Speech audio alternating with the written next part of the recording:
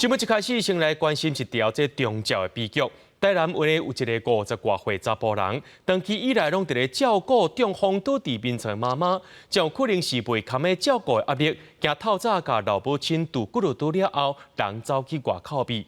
这位老妇人呢，送到病院了后，犹原救无回来。落尾警方伫咧公布找到这个想要行底路的后生，也先甲人抓去病院治疗。监察人员去命案现场采证，79岁死亡的妇人人，胸坎有真侪空喙，太人的嫌犯那像是50几岁的后生，辛苦的查甫人。弟弟照顾他，照顾的可能压力太大，因为他行动不方便。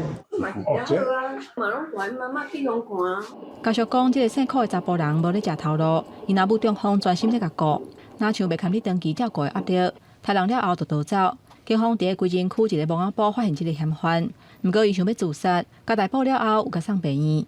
初步调查这件案件，在警政妇幼案件管理系统以及保护资讯系统都没有通报记录。社会局在第一时间已请社工与家属取得联系，陪伴在旁边。那视其家属的需要，我们会提供关于司法、心理咨商，甚至是丧葬部分的协助。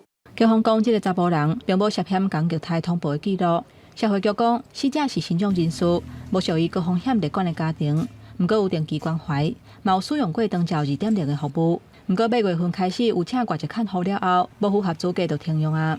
这个很正向的人，他有一些唉声叹气或是负向的言语开始增加，睡眠状况或饮食状况跟平常的状况开始有一些改变，只注意到被照顾者家属的一些状况的时候，其实在这时候我们就会提醒。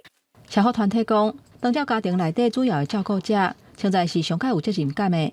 面对亲人失能或者是失智照顾的压力，现在对家己的要求真悬，嘛致使身心的影响。